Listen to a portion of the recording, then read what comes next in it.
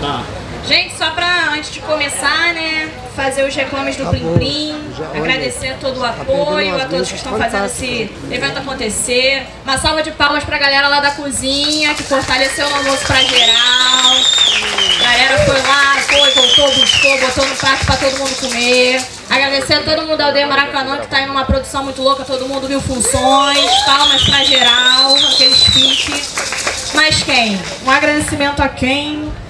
A Funarte. Esse projeto foi fomentado pelo programa Funarte de Apoio a Ações Continuadas 2023 e está sendo realizado pela Universidade Pluriétnica Indígena Aldeia Maracanã e pelo Centro de Etnoconhecimento Sociocultural e Ambiental, Caiuré, o CESAC, com o apoio do coletivo Transfluência de Saberes, da UFRJ.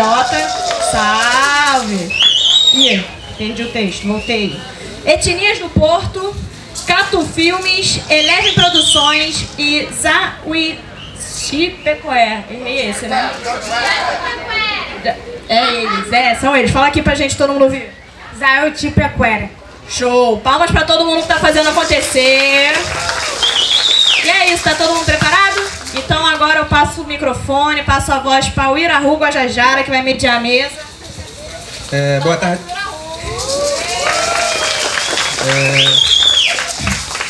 Boa tarde a todos, me chamo Irahu Guajajara, vou mediar aqui a mesa Direitos Indígenas na linha de frente. Vou estar convidando nossos convidados aqui.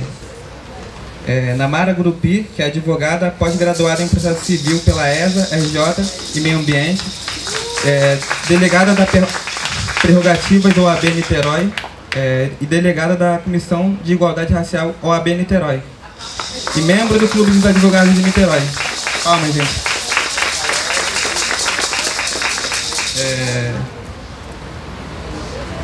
Próximo.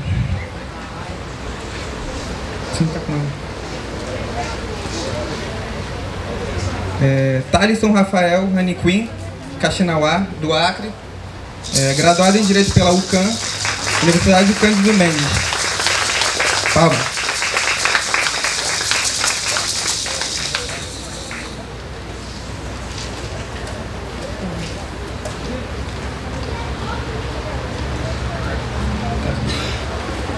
Vamos estar chamando aqui na mesa Franklin, que é advogado membro da Comissão dos Direitos dos Povos Originários da Ordem dos Advogados do Brasil. Palmas, gente.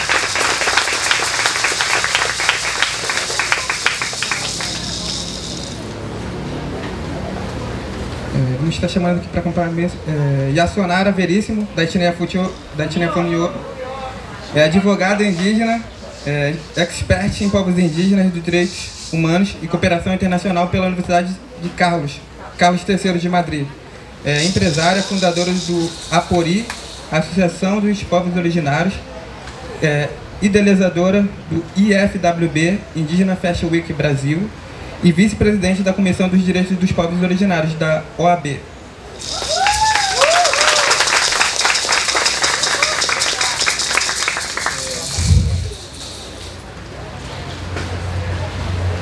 Agora eu vou chamar o Urutau, que é uma liderança aqui da Aldeia Maracanã.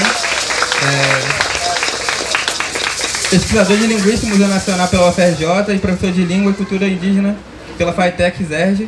Em 1993 também fundou o Centro de Etnoconhecimento Socioambiental Caiuré. Palmas.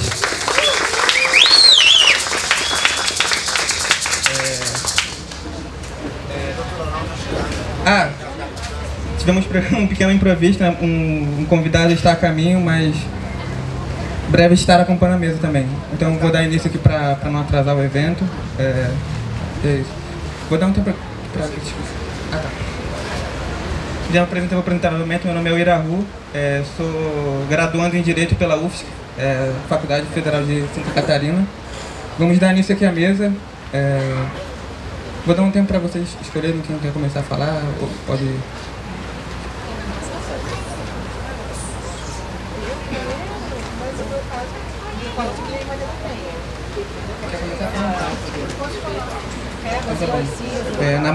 Namara Grupi vai começar falando aqui.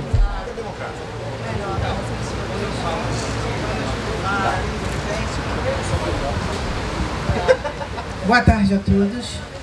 Aquenamara Gurupi, Guajajara. Sou filha do João Gurupi Guajajara, que já não está mais entre nós. E estou aqui prosseguindo a luta do meu pai.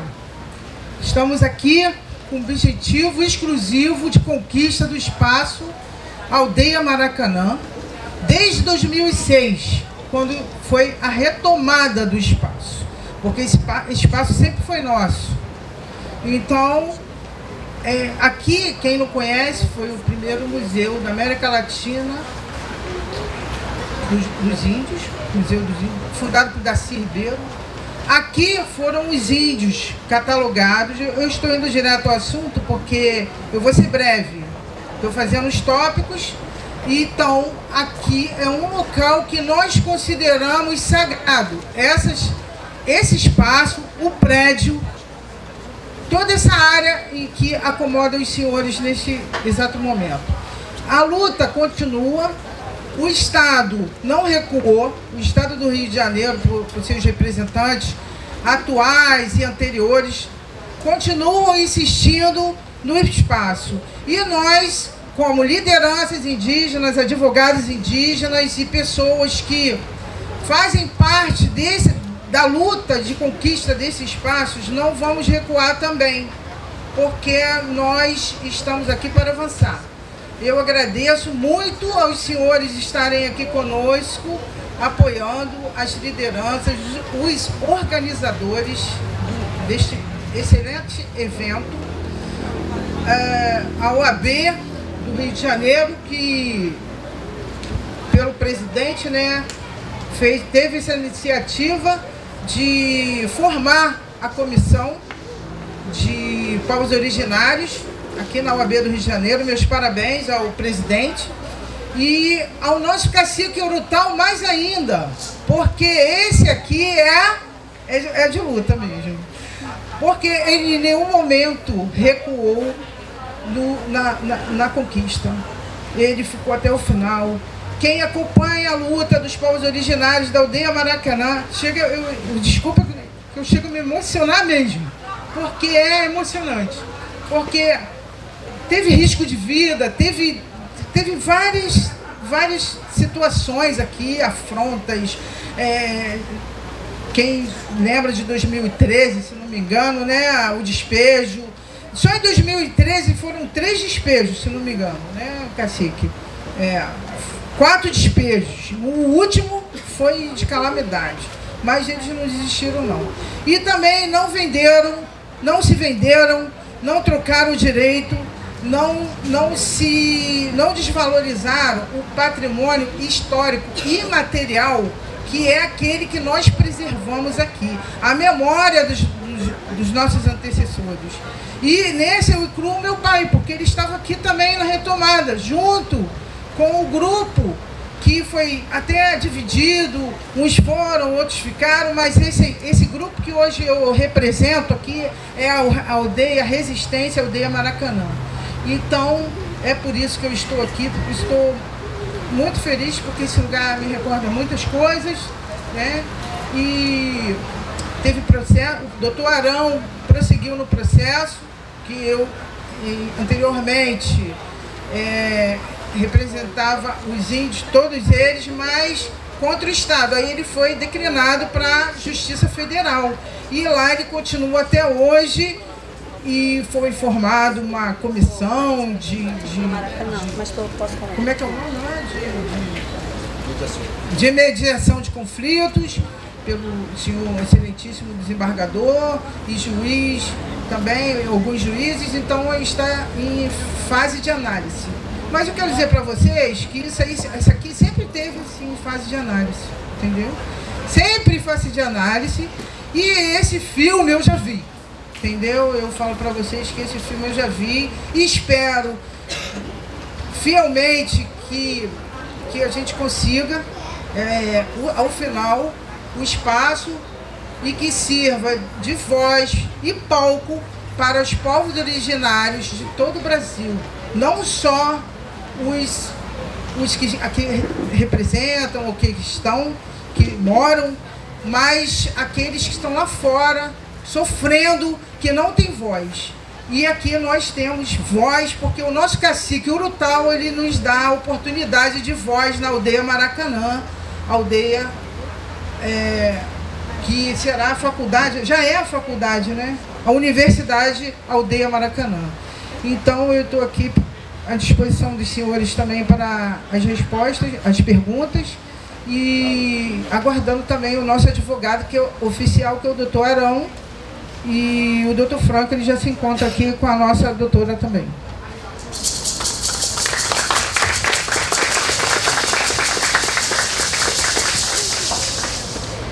Boa tarde a todos, eu sou Yassonara Funiô, sou filha do líder indígena Santiê Tapuia Funiô, fundador do Santuário Sagrado dos Pajés em Brasília.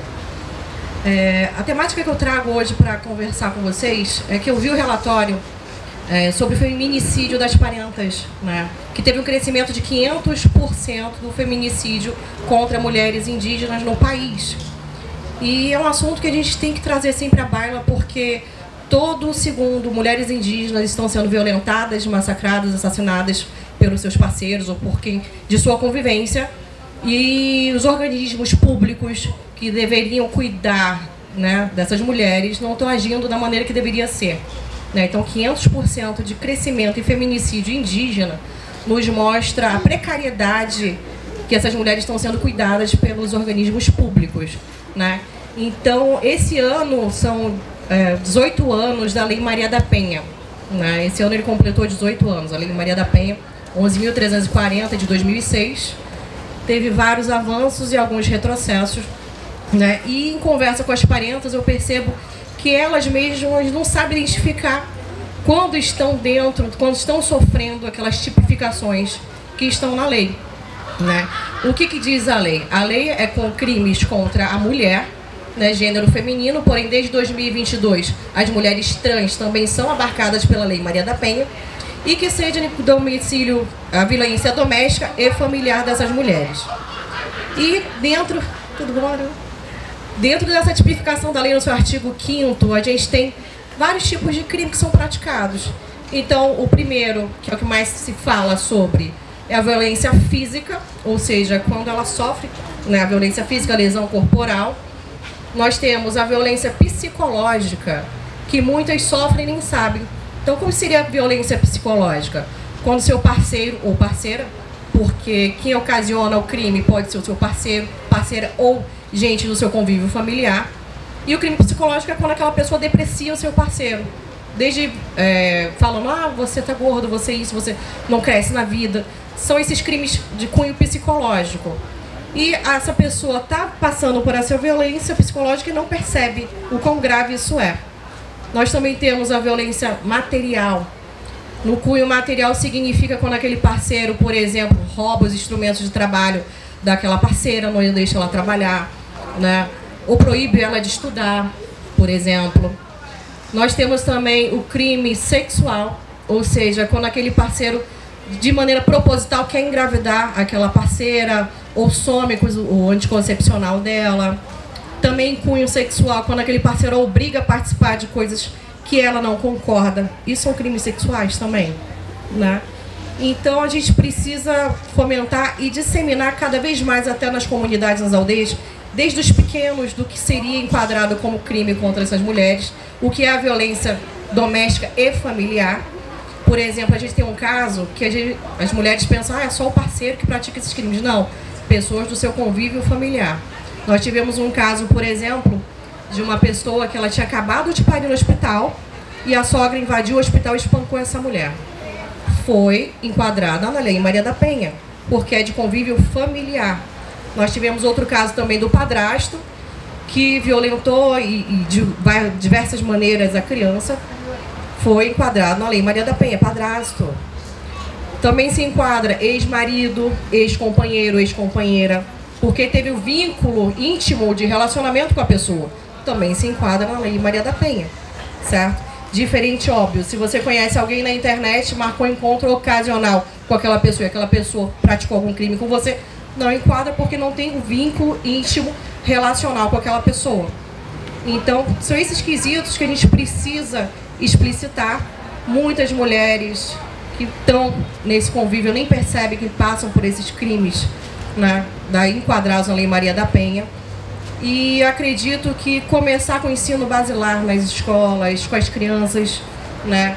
Infelizmente, a gente vê esse ciclo violento que os homens já participam, crescem em ambiente violento, vê seu pai, seu avô praticando esses tipos de conduta e acham normal e normaliza. E as crianças crescem nesse ambiente tóxico. Então, eu acredito que iniciar um programa educacional, mesmo nas escolas indígenas, para as parentas, ter essas informações, e com os homens também, né? Mais aulas de uma integração, né? Para poder começar a quebrar essas repetições comportamentais, agressivas e tóxicas, né? Então, eu gostaria de deixar essa palavra com vocês, porque 500% em feminicídio indígena é uma coisa absurda. E nós não vemos aí no poder público nada sendo relatado sobre essa questão tão grotesca e que a cada segundo está se perpetuando, tá? Então, para todas as mulheres, saibam dizer não, né? Saibam que quando o parceiro... Existe até o estupro marital, eles nem percebem que passou por esse tipo de situação. Mas quando é não, e o não deve ser respeitado em qualquer das suas esferas, né? Não desde o abuso psicológico, o abuso moral, né? Quando a gente fala de abuso moral, aquele homem que faz difamação, calúnia, injúria, né? E os ex também, quando separam e começam com as perseguições morais de calúnia, difamação, injúria, os abusos psicológicos, todos esses, né? Então, gostaria de deixar essa palavra que todas comecem a praticar, que não é não, né? Defenda a tua mente, o teu corpo, né? Aprenda a se defender. Eu sei que é difícil, é todo um trâmite, e muitas nem sabem todas as ferramentas que podem acessar através da Lei Maria da Penha. Por exemplo, tem muitas mulheres que ficam com medo de denunciar. Ah, eu vou perder a minha casa. Não. O juiz assegura que você vai retornar à tua casa. Ah, se eu preciso sair de perto do parceiro, mas tem o meu trabalho. Vou também assegurado 6 meses, né, de remuneração do INSS, 6 meses de distanciamento do seu trabalho. As mulheres não sabem disso, dessas ferramentas. Então, por isso, muitos têm até medo de denunciar, porque vai morar onde? Como fica o meu trabalho? Para onde eu vou? E o acolhimento, correto? Então, tem essas ferramentas para serem utilizadas e precisa estar de conhecimento geral cada dia mais, tá? E para que a gente consiga, de maneira paulatina, trabalhar isso para que seja diminuído, né? Porque 500% feminicídio, nada é feito e tudo é silenciado, né? Só mostra um descaso total do Estado com as mulheres indígenas. Então fica aqui a minha palavra e muito obrigada a todos.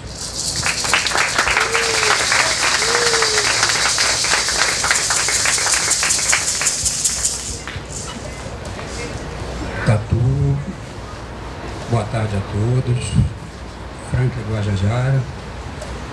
Nós estamos reunidos aqui nessa mesa para falar sobre direitos indígenas. Nós temos uma legislação muito farta que trata de diversos assuntos sobre direitos indígenas. Porém, a efetivação dessas leis nunca resolve as questões prioritárias. A iniciar, podemos falar do marco temporal, esse famigerado medida que foi criada para regulamentar o artigo 231 da Constituição, na qual garante a todas as populações indígenas o direito à terra, o direito ao território, direito à preservação da sua cultura. E o marco temporal, ele é uma medida política e que foi recentemente aprovada pelo Senado e foi questionada e está sendo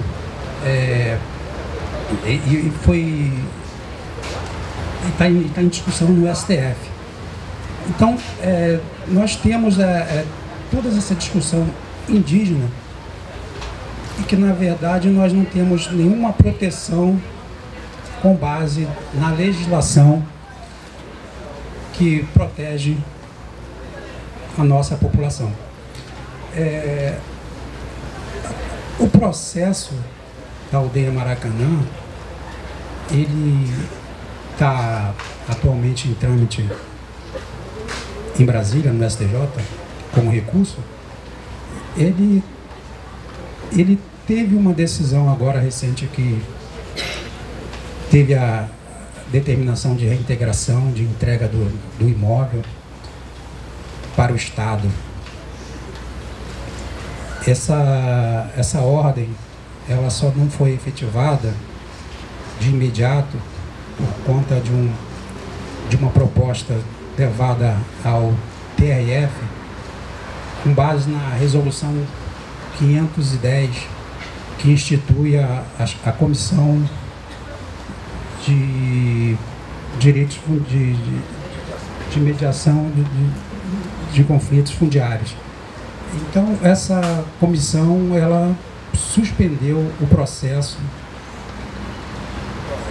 por hora, suspendeu o processo e está sendo feita uma conciliação para que o Estado possa resolver a questão fundiária, para que possamos conseguir mais um fôlego, como mais uma medida jurídica. Já que por todos os meios jurídicos levados ao processo, nada foi considerado. E a ordem de despejo saiu, e graças a essa comissão que foi aberta no TRF, que é o Tribunal Regional Federal do Rio de Janeiro, nós estamos discutindo isso como se fosse uma forma de mediação entre o Estado e a aldeia Maracanã. E a garantia de que isso não vai ser levado a feito, a retirada, a saída, depende de uma mediação, de um acordo e que o Estado concorde com isso. Então, a medida jurídica, ela está em trâmite no STJ, que será julgado, mas a gente, como as decisões vão saindo, a gente vê que nada é favorável, sempre desfavorável. Nunca a gente teve um ganho real, nunca.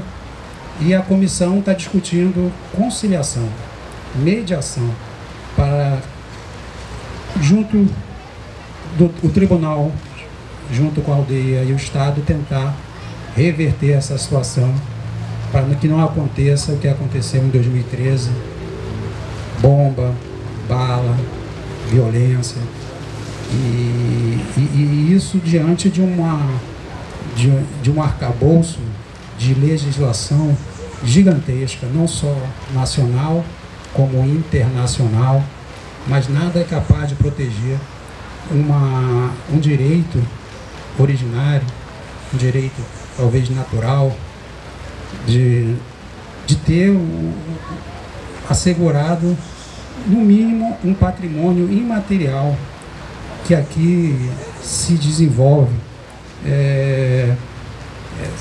Esse espaço aqui, ele foi doado por Duque de Saxe para a República, foi doado para o Império.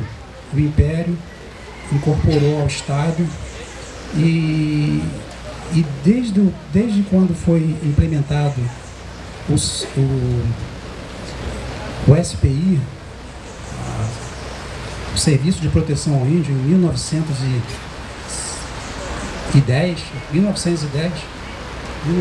foi implementado o SPI. Esse prédio, esse local vem desenvolvendo trabalhos voltados para a política indígena. Esse espaço, desde 1910, em 1910 foi criado o SPI, e aqui funcionou o SPI. O SPI, sob a presidência do Marechal Rondon, Cândido Rondon, ele teve a política indigenista toda do Brasil, do mundo, centrado aqui no Rio de Janeiro, nesse local. Aqui foi criado o primeiro Museu de Índio, em 1954, pelo Darcy Ribeiro. Aqui passou também políticas indigenistas e foi implementada como o Xingu, o Parque Indigenista do Xingu, pelos irmãos Vilaboas, que aqui se reuniram, com Rondon, com Darcy Ribeiro. Passou um antropólogo magnífico, Eduardo Galvão, com as políticas indigenistas, todos os nossos parentes que saíam de suas aldeias, de suas terras e vinham para cá discutir questões indígenas, mas mesmo assim, com a criação do Museu do Índio e o abandono do prédio em 1977, esse prédio foi abandonado, porque o Museu do Índio foi transferido para um prédio mais por lá da Zona Sul, para agradar lá o Botafogo, né? Para agradar a população que gosta de turismo, né? Então a realidade nossa é muito precária. A gente não consegue ser ouvido, as legislações não são implementadas. Em 77 se abandonou toda a discussão que travava-se para sobre nossa cultura, sobre nossos parentes, e simplesmente o prédio foi abandonado. Nós que estamos no Rio de Janeiro, nós que vivíamos e conhecemos toda a história desse local, passamos por aqui e vimos toda a energia, todo o abandono e nunca aceitamos isso. Então nós sempre nos reunimos aqui, fazíamos alguns rituais, mesmo o local estando abandonado, mesmo estando cheio de lixo. E até que em 2003, a gente já passava por aqui, já andava, né? 2000. Em 2006 nós ficamos e assumimos de vez. E daí permanecemos até 2013, quando ocorreu aquele fato bem violento, né? Então, a legislação nossa, apesar de farta, apesar de ter bastante material, bastante dispositivo, mas infelizmente nós não implementamos isso, nós não conseguimos ter nossos direitos assegurados. Agora o marco temporal está aí, já foi aprovado pelo Senado, já foi está sendo discutido no STF, e em 2023 teve uma lei que ela teve a regulamentação do artigo 231 da Constituição, que simplesmente ela colocou nessa lei todo o marco temporal que nós lutamos para que não aconteça, para que não venha a perdermos todo o nosso direito ao território. O direito ao território, direito originário, ele com o marco temporal, ele vem a fazer com que todas as populações que por algum motivo não estavam mais naquele território, por motivo de violência, por motivo de sermos uma população que nós nos deslocamos, aquela área de que a gente perambula por sermos caçadores-coletores, se em 1988, com a promulgação da Constituição da República, os povos não estão mais naquele local, não podem mais ser reivindicados aquelas áreas, mesmo que tenham sido violentados, como aconteceu em Santa Catarina, pelo Guarani, caigangues, e que a milícia exterminava a população, os chamados bugreiros, que muito matou e acabou que os parentes tiveram que se deslocar, e hoje não tem direito a voltar, mesmo com toda essa violência, com todo esse massacre, porque o marco temporal vai tratar justamente sobre isso. Se não estava lá na promulgação da Constituição de 1988, não tem mais direito sobre aquelas terras, até as que não foram homologadas, mesmo que demarcadas. Toda a discussão que já está até pacificada, está precisando só da canetada do nosso pai grande, do Lula, né, como nós chamamos nos costumes, do líder nacional, né, Lula. Ninguém assina a demarcação. Então, e tudo isso vai se perder com esse marco temporal. O marco temporal não vai poder mais, essas terras já estão já no domínio, já estão retomadas, precisamos só de ser só reconhecidas, a demarcação, todas elas são perdidas com o marco temporal. Então a nossa legislação, infelizmente, não protege a nossa política ruralista de produção de alimentos, de produção econômica. Ela é muito forte, a bancada ruralista. Então tudo isso vai de encontro a qualquer legislação que exista de proteção, porque não vai ser nunca levada em consideração. E aí nós precisamos lutar, precisamos reivindicar, porque nós não somos protegidos, porque a legislação ela é deixada de lado por interesses políticos, interesses econômicos. A gente sabe que nossa Mãe Terra está pedindo socorro, que a humanidade está em risco. Mesmo assim, os protetores, quem realmente estaria sempre, desde a invasão, na luta de preservação, quando aqui chegou de outros mares, já estava da onde vieram, tudo destruído. E em pouco tempo conseguiram também refazer. A resistência que existe também querem acabar, porque o que vale é a questão econômica. O político vive disso. Então, a nossa legislação, apesar de farta, a legislação internacional também tratar sobre isso, e o Brasil é signatário da maioria desses tratados, não temos proteção. Não temos proteção e, infelizmente, o marco temporal está aí. E se vier a ocorrer o marco temporal e se passar de alguma forma, como já passou pelo Senado, já foi aprovado, significa que perderemos muito. Então a resistência vai continuar, a luta vai continuar, mas vai ficar muito mais difícil, a violência vai ser muito maior, o embate vai ser muito grande, mas temos que ter consciência de que nós temos que questionar isso, até por uma questão humana, questão de sobrevivência nesse planeta que já está cansado de ser tanto corroído, de ser mal preservado, de ser desrespeitado. Pessoal, obrigado aí por tudo. Queria passar esse pouquinho de conhecimento aí de legislação.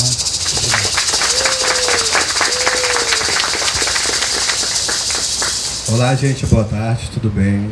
Eu me chamo Thalisson Rafael Unicuim Cachinoá, do Acre.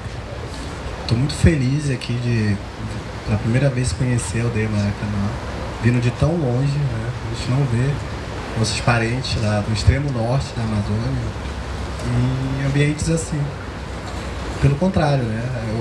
O nosso povo fica muito distante e com muita dificuldade. Eu sou graduando pela Universidade Cândido Mendes, aqui do Rio de Janeiro, em Direito. E eu escutei, né, todos aqui falando na mesa. Eu fiz até um trabalho aqui de apresentação, sabe? Aquela galera jovem faz aquele trabalho de apresentação, falando sobre direito. Só que aí eu resolvi deixar tudo para trás. Por quê? Porque a gente ouviu tudo que a galera vem falando do direito. A dificuldade que nós temos, a dificuldade que já vem passando nas gerações. E o que a galera jovem traz, que eu sou da linha jovem, é tentar soluções já diretas. Trazendo o quê? Questões de políticas públicas. A gente tem os artifícios que a galera jovem hoje em dia consegue utilizar para trazer, para conseguir evitar tanto o marco temporal, trazer políticas públicas, levar para nossas aldeias de longe. Nasci no Acre, sou de família indígena, Caxinoá. Nasci na cidade, mas eu tive a oportunidade de ir para a aldeia Novo e passar bom parte da minha infância lá. Lá eu conheci tudo, né? A cultura, conheci como é que funcionava, vivenciei isso. Mas a galera jovem, hoje em dia, muitos deles não têm essa oportunidade. Mas a galera conhece, tem parentes que levam para ele todo esse conhecimento histórico, traz a cultura, a espiritualidade. E eu vejo que isso é a nossa dificuldade hoje em dia. E a galera jovem não se impor mais dentro das políticas públicas. Porque essa articulação do parlamento, eles querem o quê? Quer projetos. Quer que você leve lá o quê? Um papel. Só um papel não, quer que você leve lá, ó, o que você precisa. Porque vocês estão aqui na frente exigindo, fazendo passeata, fazendo movimentos, mas o que vocês querem com isso? Mesmo todo mundo sabendo o que nós queremos. É a oportunidade de levar para nossas aldeias políticas públicas. Não para uma aldeia específica, mas para todas. Saúde, educação, entendeu? A gente entender que a galera jovem também tem oportunidade de se formar, que a galera jovem tem oportunidade de crescer na vida sem perder a sua essência, sem perder sua espiritualidade, sem perder sua cultura. E eu vejo muito isso na ascendência e na descendência. Hoje os descendentes, nós temos tantos descendentes no nosso país que nem conhecem, não faz ideia da riqueza. Ele se prende a várias outras culturas de fora, mas a nossa originária ninguém nem entende, ninguém nem sabe direito o que funciona. E aí quando a gente escuta, eu vejo muito isso, né? Quando eu falo, eu sou do Acre, a galera, nossa, é muito longe, eu sou indígena, a galera, eu tenho um primo, uma prima que é indígena. Só que aí, em vez de eu vir com aquele já fechar, não, eu pergunto, nossa, me conta um pouco mais. O que você sabia dessa tua parte indígena? Qual é a cultura, qual é a história que eles passavam para você? Para quê? Para você resgatar essa galera. E hoje em dia, a internet é um artifício muito grande de você levar o conhecimento para todo esse povo, para todo esse descendente, que são demais, são milhares de descendentes, e que eles vão para todos os tipos de acolhimento. Você vê, a nossa cultura, a cultura afrodescendente aqui no Brasil é muito forte. Por quê? Porque eles entenderam que chegou um ponto que tem que se unir. Que eles não têm só que ver um lado ou outro. Eles têm que, porque todos estão pelo mesmo sofrimento, pela mesma dificuldade. Então, eles juntando, ficaram fortes. Claro que tem dificuldade, mas pelas políticas públicas, articulação política, de eles começar, alguma coisa tem que ser feita, aqui a gente tem que fazer de outra maneira. Só ficar queimando o carro ou ficar lá na porta, chama atenção, mas atenção momentânea. Agora, quando a gente está dentro do parlamento, dentro lá do Congresso Nacional, com políticas, com projetos, participando de PEC, pegando emendas para a gente conseguir levar isso para nossas aldeias que precisam, é muito difícil, é difícil, eu sei como é que é isso. A gente passar por essa situação de um parente tá sofrendo com dores, não tem remédio, não tem saúde básica, não tem infraestrutura nem para conseguir ter um alimento direito. Tem um alimento, mas não tem um sal, um açúcar. Então, você vê, olha só como é triste isso. E nos tempos que nós vivemos hoje, né, que tem vários artifícios que a gente conseguimos levar. O que falta é a articulação política, que nós não temos. Eu sei que não temos, porque quando eu não sabia da existência da aldeia, infelizmente, quando eu vim saber, e eu fui convidado pela a doutora Yassonara, eu fui o quê? Pesquisar, fui ver, gente, deixa eu ver aqui como é que funciona. Vamos ver quais são os projetos que estão em andamento, que estão tramitando, vamos ver quais são os projetos que vão ajudar. Eu não encontrei nenhum projeto que seja aprovado, que está lá tramitando, que está com algum tipo de representação para todos nós. Eu falei, gente, isso tem que mudar. Tem gente jovem que pensa, que consegue levar, tem pessoas mais idosas que tem os contatos, tem toda aquela vivência que consegue levar para o parlamento, que tem voz. E quando a gente junta tanto o ascendente com os descendentes, a gente consegue conquistar. Agora, dividindo não dá. Um no seu canto, um no outro. Não, a gente tem que fazer o quê? O que já fizeram, em todos os grandes movimentos que nós vemos hoje, movimentos afro, o movimento LGBTQIA+, os feministas, todos esses movimentos, eles chegaram a um ponto que entenderam que eu só não vou conseguir nada. O meu amigo só também não, a gente vai ter que se juntar, tem que ver que tipo de posição a gente vai conseguir com isso. Então conseguiram sim, conseguiram. E para nós não é diferente isso. Nós vamos conseguir porque aqui nós temos toda uma história História não só geográfica, mas história mesmo no nosso país. Nós fomos invadidos, a gente fomos escravizados, a gente fomos exterminados.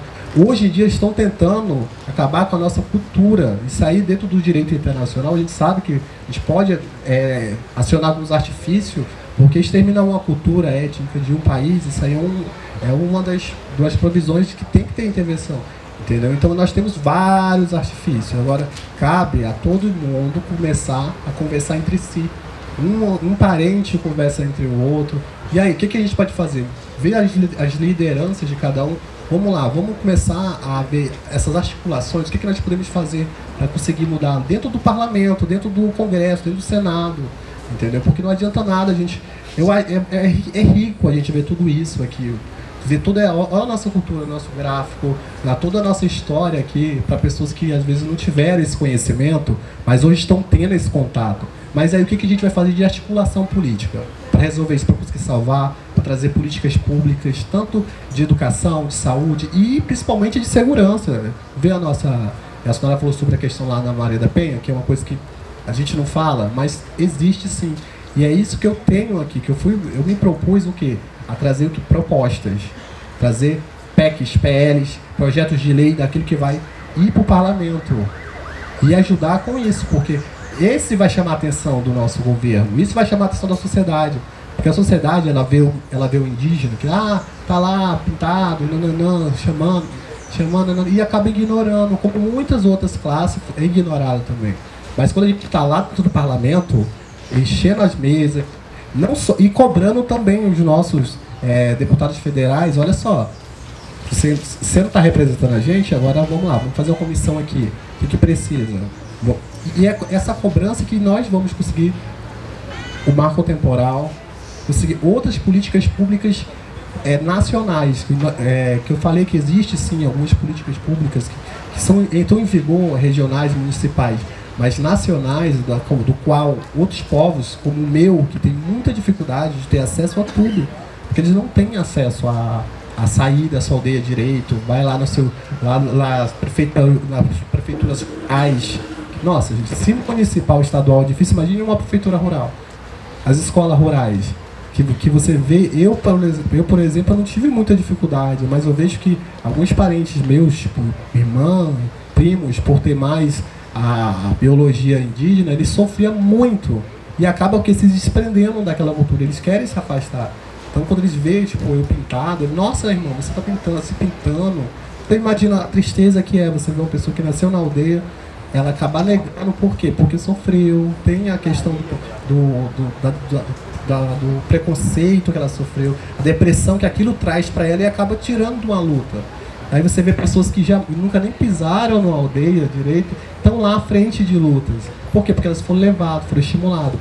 Então, quando a gente fala de lutas pelos direitos indígenas, a gente tem que falar diretamente do parlamento, diretamente do Congresso Nacional, porque sem isso a gente não vai conseguir. A nossa resistência vai ser defasada aos poucos, vai ser defasada. E a resistência já era. Então, hoje eu trago para vocês essas palavras: articulação, a palavra juventude, a nossa ascendência e a nossa união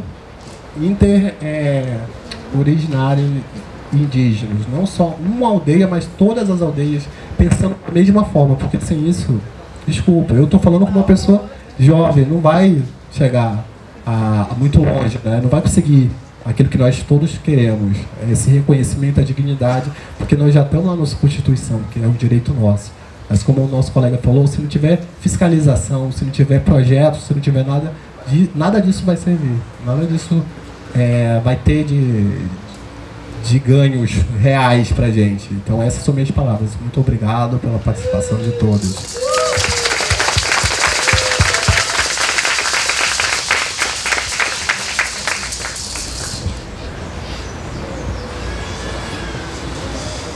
Suzana Caruca. 10 minutos. Ixi, rapaz, 10 minutos é muito tempo que a legislação indígena, o direito indígena, como aqui todos já colocaram, né, já falaram. Outro dia eu cheguei na FUNAI e vi um livro escrito Direitos Indígenas. Era um livro assim... Então aí a pessoa de fora pensa assim, poxa, o pessoal indígena está com pirulito, picolé, sorvete, ploque. E aí chega aqui e vê essa situação, como a gente vive aqui, né? Uma coisa boa é que a gente verifica que está na linha de frente, né? Como é que é o nome do tema aí, professor?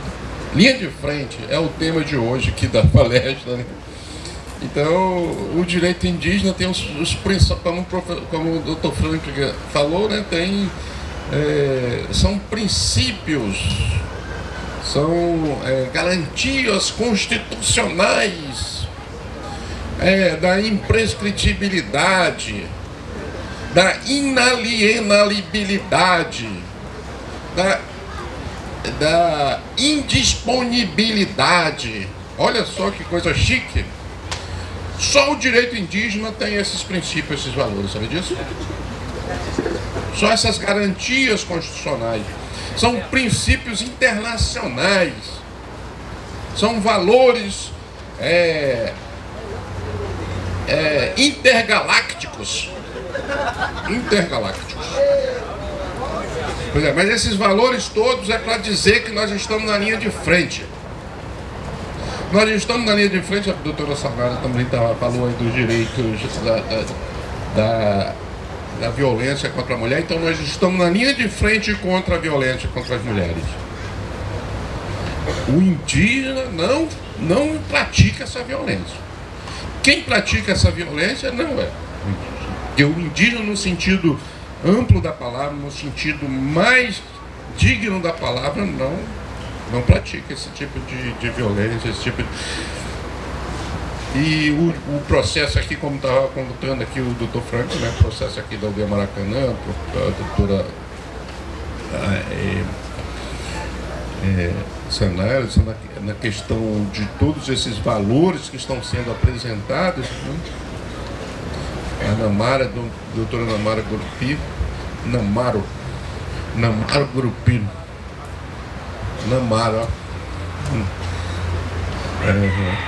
Então, a doutora Namara, ela tem uma história que, nesse terreno, Iui a Securi Terrareté. Iui Zané Terrareté, Zané Curi Iui a Se. Zané Marecorrauara Capiruara Te Capiruaru. Nós estamos trabalhando e nós estamos na linha de frente, lutando contra todo tipo de opressão. Eu não sabia que nós éramos na linha de frente, mas nós somos na linha de frente. Os apanhadores que aqui estão são apanhadores de verdade, porque demonstra e vem demonstrando e demonstrou em 2013, todo o levante que aconteceu em 2013 saiu daqui da Aldeia Maracanã. Eu participei de uma passeata de mais de 1 milhão de pessoas que começou na Cinelândia, passou pela Praça 15, veio na Candelária, veio até aqui correndo e a polícia atrás, com 1 milhão de pessoas, para assistir uma apresentação do nosso pajé, professor Urutau. Aqui ainda tinha tirado até aquele montezinho de Iuí que tinha ali, né? O professor ali, um barrozinho que tinha ali, que o professor fez aquela apresentação, e o BOP e o Choque cercaram lá para proteger o professor Urutau, né, professor Urutau? Quem lembra dessa apresentação sabe que aquele ato foi um dos atos mais importantes que eu participei em toda a militância da minha vida de militância, que eu sou, com todo respeito ao jovem que estava falando, eu sou jovem também, né? Eu sou jovem, vim correndo naquela época, não sei se vou aguentar correr de novo numa outra, né? E de lá para cá, aquele levante que nós fizemos em 2013 só piorou a situação. Eu acho que aquele levante foi para piorar a situação. Foi para piorar, não é possível, porque piorou a situação. E piorou, e não foi pouco não, foi muito. Nós chegamos ao ponto, ao requinte, entre aspas, né, de estar indenizando hoje os fazendeiros, os terroristas que invadiram, os assassinos de indígenas, os Kaiowá, como foram colocados, como já foi dito aqui, mataram, aí no mês, aí tem um Ludwig aqui, o Mapuche, que participou aí lá, já foi lá nos Kaiowá para filmar na João, como é que é o nome daquela cidade? João... Hã? Lhanderu, Marangatu. Pois é. E ali...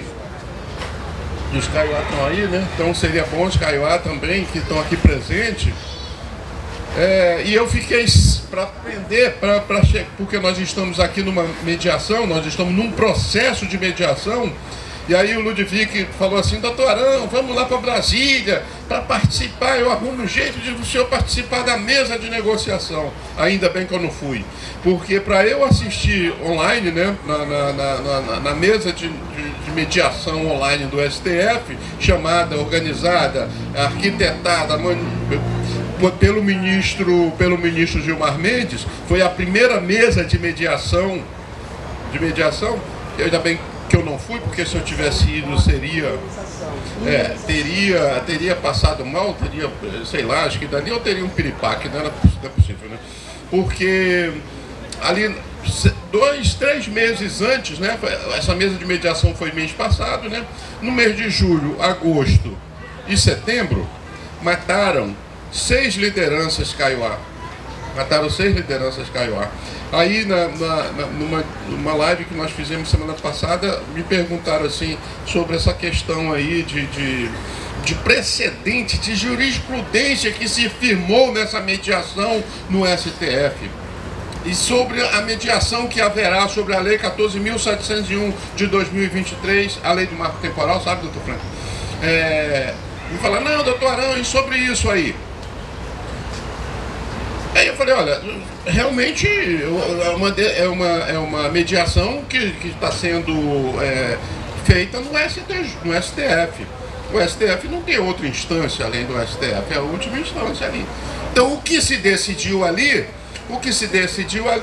é mais do que jurisprudência, é precedente. Precedente, diferentemente de jurisprudência, ele centraliza todo o judiciário. A jurisprudência usa, menciona, cita e tal, mas o precedente não. O precedente é o que justifica e centraliza, né, todos os juízes, as decisões judiciais. Então, quer dizer, aquele precedente ali passou. Então, qual foi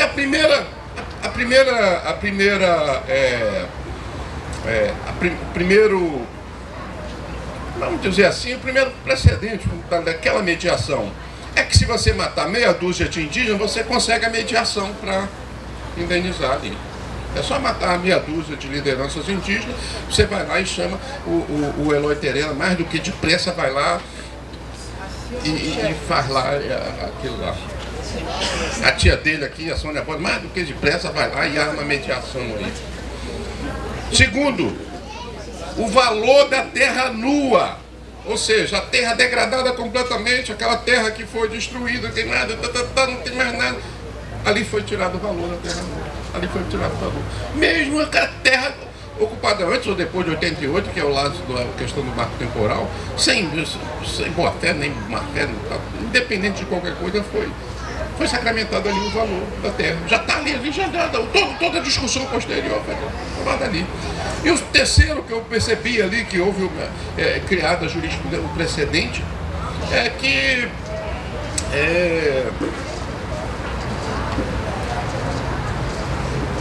pode, em qualquer situação você pode e indeniza, tem que indenizar, mesmo nas decisões, mesmo nos processos favoráveis aos indígenas, não entra dano cultural, não entra dano ambiental, não se indeniza as famílias de indígenas assassinados por luta daquela terra, não se indeniza, não tem indenização nenhuma para indígenas sobre qualquer dano causado. A questão climática, a questão ambiental, a questão social, linguístico, cultural, não se trata ali. Então isso é jurisprudência, isso já virou precedente. E todo mundo fica aí, tô no governo de boa, É pirulito, é picolé, é noitada em Brasília. Então aqui é a linha de frente. Isso que é a linha de frente, professor Lutal. Nós vamos lutar na linha de frente por isso, para isso, contra isso. Contra isso. E a luta começa aqui, como começou em 2013. E é daqui que eu penso que nós resistiremos e que nós lutaremos. E é da partir desse Coirém, chamando aquele pessoal, deveria ter feito esse Coirém junto também com o pessoal que está gastando dinheiro aí todo, tal, lá fora nesse negócio de G20. G20 podia ter chamado para cá, para a gente conversar com essa galera do G20, né? Então, gente, é isso. A minha fala é nesse sentido. Aqui eu estou trazendo esperança de taca, muita taca para nós. Só resta taca para nós. Só isso.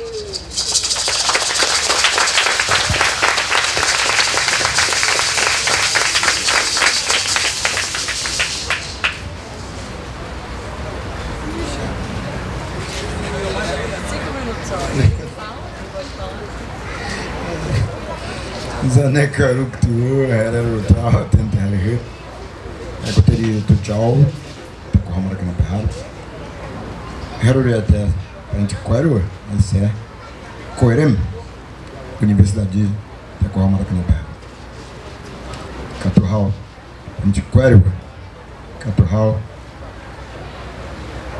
Uniquim Quero, Catuhal, Abacaió Quero.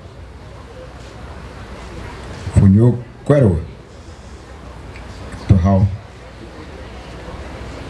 para tentar Quero, Herrete.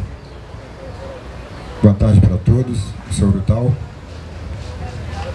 uma das lideranças daqui da aldeia Maracanã, e quero agradecer a todos os parentes que estão presentes aqui, falar o nome de todas as etnias, nós vamos ficar a tarde inteira aqui. Congresso Internacional Intercultural Resistência Maracanã. Era abril de 2013, quando o Estado nos tirou, no final de dezembro de 2013, já era 2014, conseguimos um espaço lá na Universidade Federal Rural, estratégica, para discutir toda essa violência, tudo o que aconteceu com os povos originários que aqui estavam, e a violência para abrigar 2 mega eventos aqui na cidade do Rio de Janeiro, Copa do Mundo 2014, Olimpíadas 2016.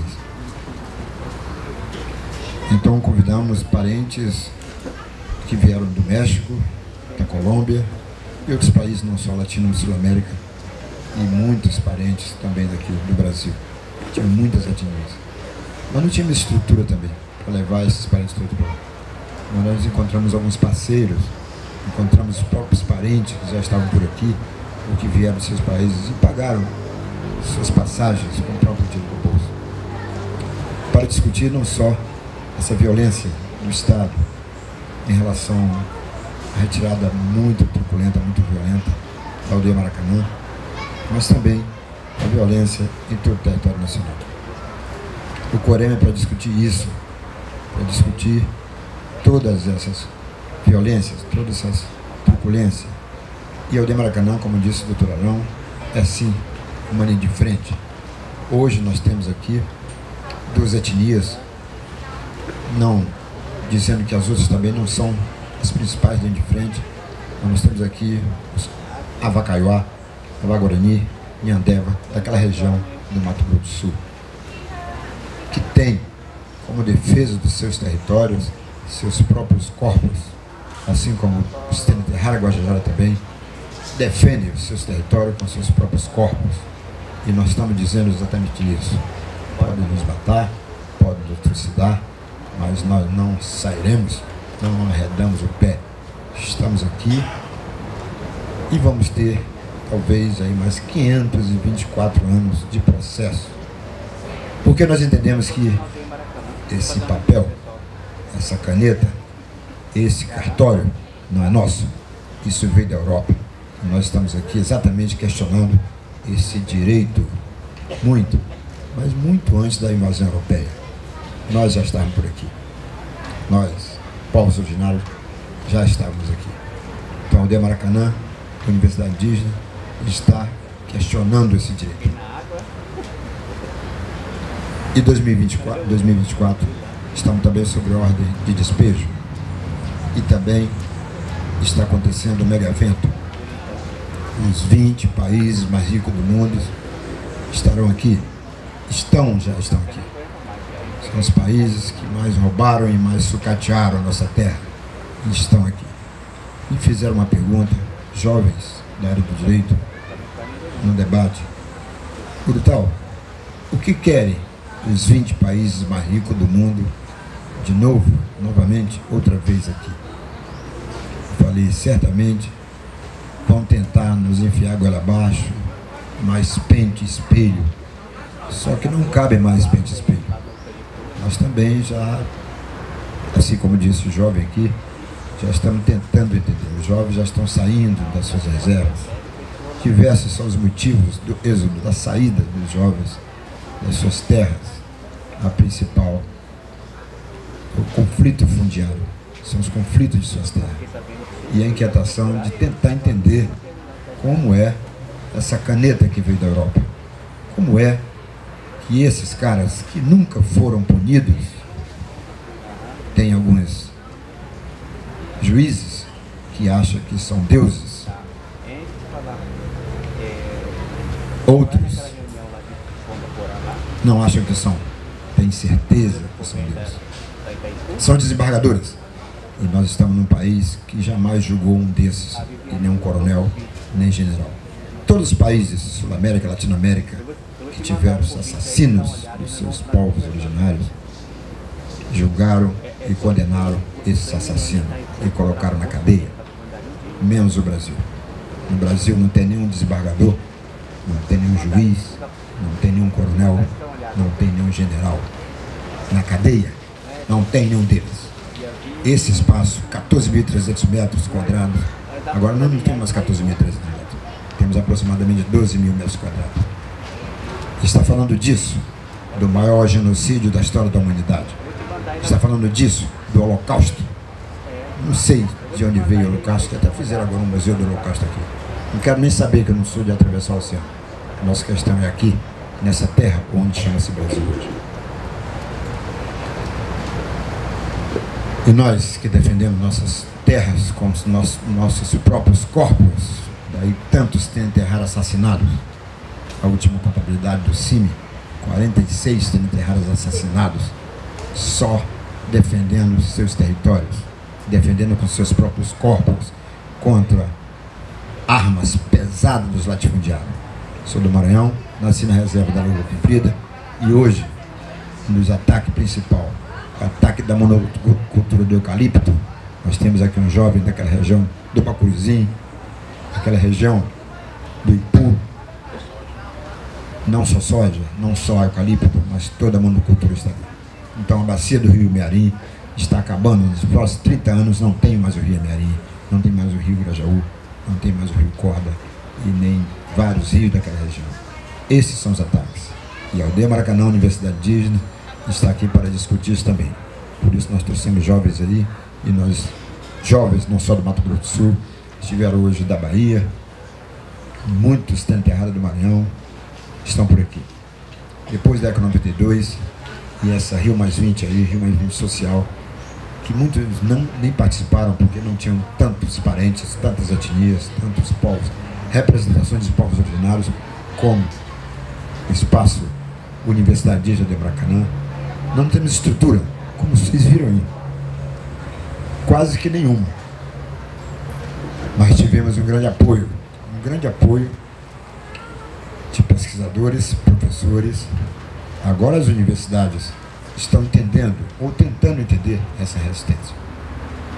Estamos sob ordem de despejo, mas só um ano, apenas um ano, cria-se um tribunal de mediação de conflitos fundiários, seja no campo ou na cidade. Junho de 2023.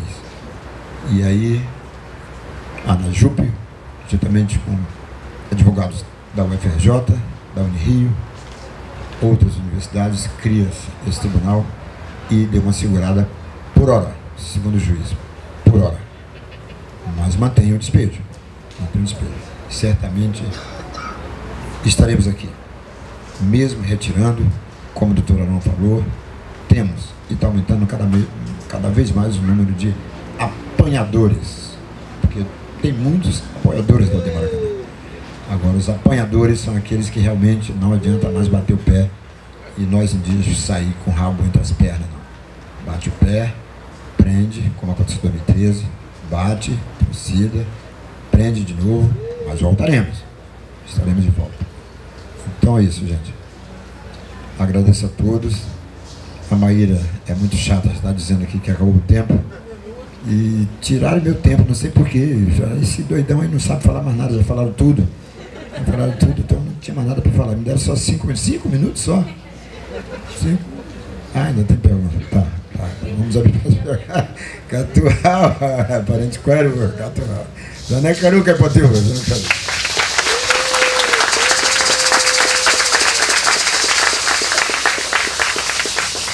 Quero agradecer aqui a fala de cada palestrante. Quero dizer que me sinto muito privilegiado, né? Ainda mais por ser estudante de Direito. E eu acho que cada uma dessas falas para mim é um aprendizado, né? Que eu levo para mim, para todos também, que vai muito além de uma sala de aula que eu vejo na faculdade, né? É muito difícil ter esse tipo de conversa, esse tipo de fala, né? Dentro dos 4 paredes dentro da faculdade, né? Desse meio, né? Como a gente está muito atrasado por uns problemas, eu vou abrir aqui a fala para o pessoal, as perguntas, mas vão ser perguntas bem breves e respostas também, quem quiser falar. Alguém? Tá bom, vou passar aqui.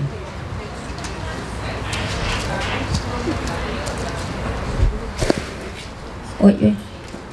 Baixapá, boa tarde. Eu sou da etnia Kaiowá, do estado de Mato Grosso do Sul. Atualmente, né, tudo que vocês falaram, eu estou refletindo aqui, né.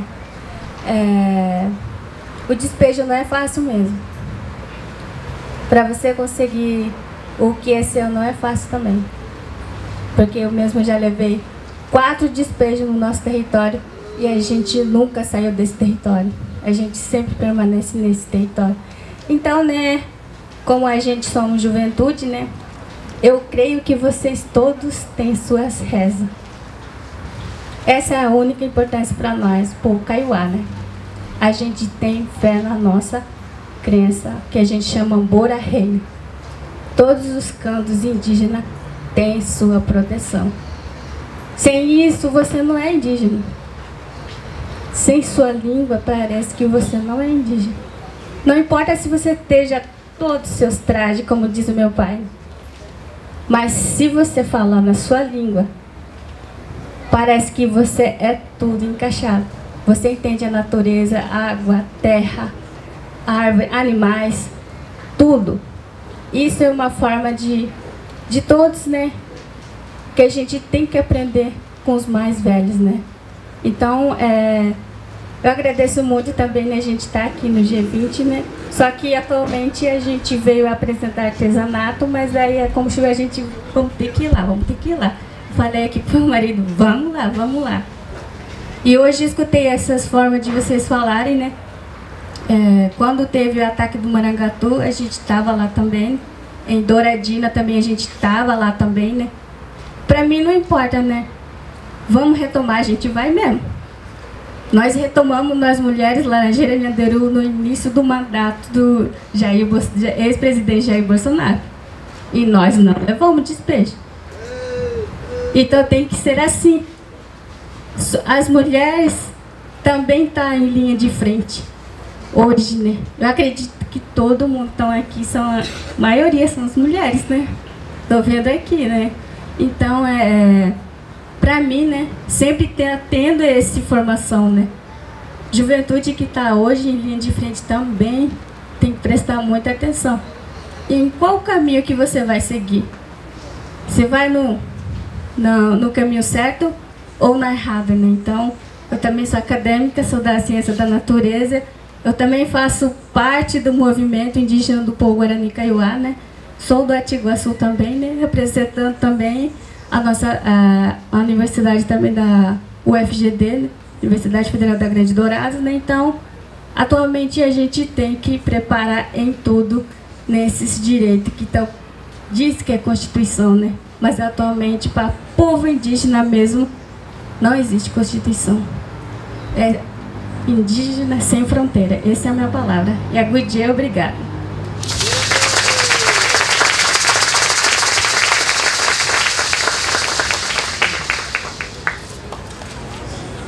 Oi. Oi, Chapá, Terovê. Apresentar aqui, né? Professor Gilmar Verão Alcântara, sou do Conselho Nacional de Política Indigenista, CNPI, Atiguaçu e do MPI. Primeiro agradecer, né, pela fala dos nossos nobres advogados, né, futuro advogado. Acho que quando se trata a questão do nosso direito do território indígena, vemos que temos direito, né, assegurado dentro da Constituição Federal, mas ela está ali. Não significa que o Estado brasileiro vai cumprir aqueles artigos dentro do que está garantido aí na Carta Magna, né, ou na Carta da República, ou na Carta Maior, depende da forma como cada um de vocês, né, querem chamar. Eu acompanhei, né? Eu sou da Atiguaçu também, né? Eu acompanhei a audiência que teve, né, no STF, que teve a questão que resolveu, entre aspas, a questão do Yanderu Marangatu e Antônio João.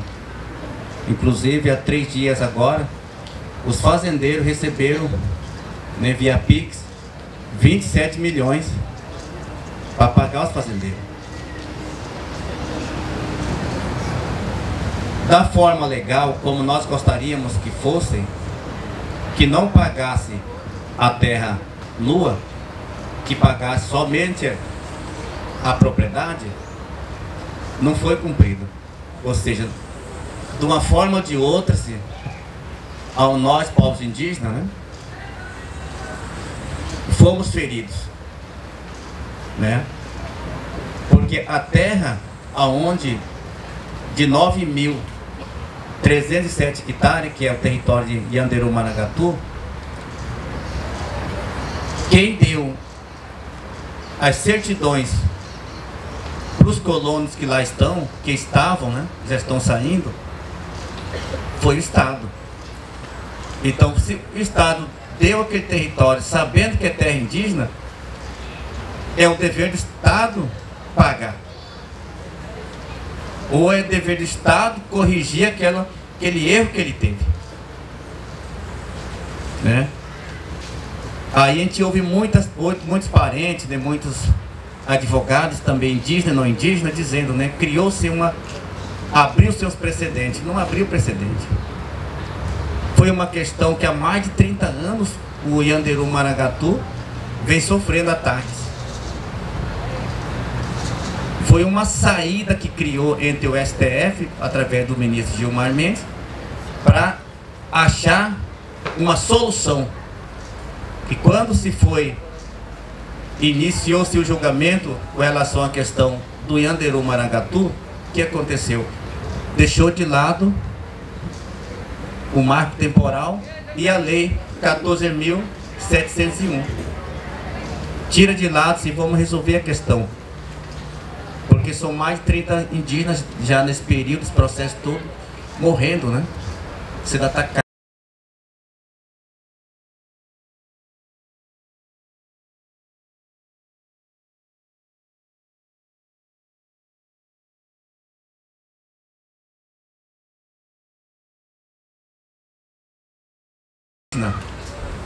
Eu tenho 43 retomadas no lombo, sabe? A maior parte da minha vida foi lutar por território. Somos perseguidos, somos ameaçados. O povo de Mato Grosso do Sul, nosso povo Guarani Kaiowá sofrem. Ontem mesmo, até agora não conseguimos encontrar 3 jovens que ontem foram pegos em Dourados, território Jaguapiru, Dourados, colado com a cidade de Dourados. Eu acabei de falar agora com o coordenador da PIB, que é o nosso amigo Lorivaldo Mendes, que é conhecido como Simão.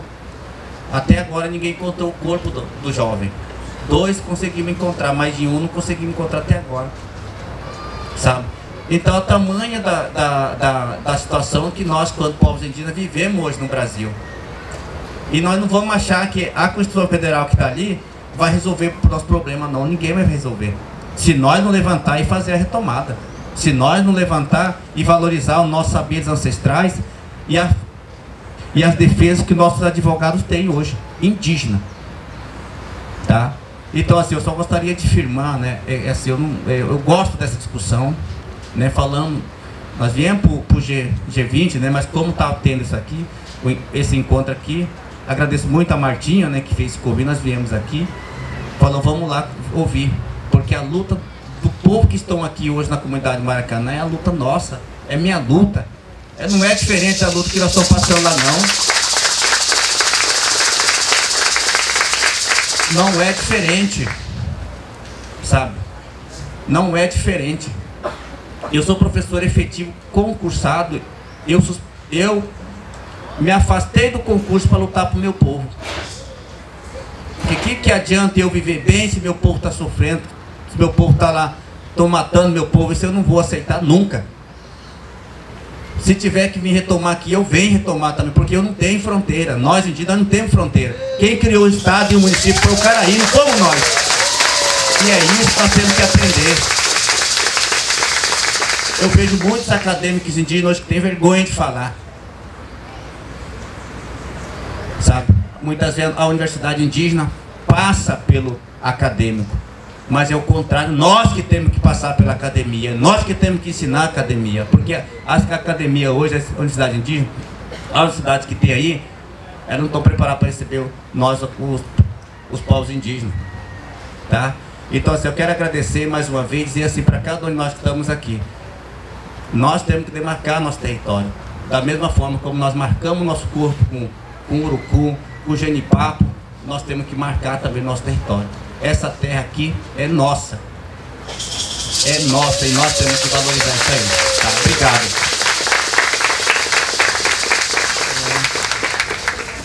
Obrigado pela fala, né? Quero pedir desculpas também porque a gente está muito atrasado, então não vou abrir mais perguntas, né? Mas eu quero agradecer a todos em nome do CESAC e da Aldeia Maracanã. Foram falas muito importantes, muito privilegiados. Dos parentes também Guarani Kaiowá, muita força. A gente tem aqui alguns parentes que frequentam aqui Guarani Kaiowá, né, que é a Carlene e a Inara, também falam dessa questão lá do Dourados. Então, a gente está aqui para agradecer também pela fala muito importante de vocês dois também. Um minutinho, Deus. E é isso, vou estar finalizando, agradecendo a todos os convidados também, né, pela fala. E agradecer também a todos que estão presentes, né? Muita satisfação. Obrigado por estarem aqui nessa mesa. E depois vai ter mais mesas também.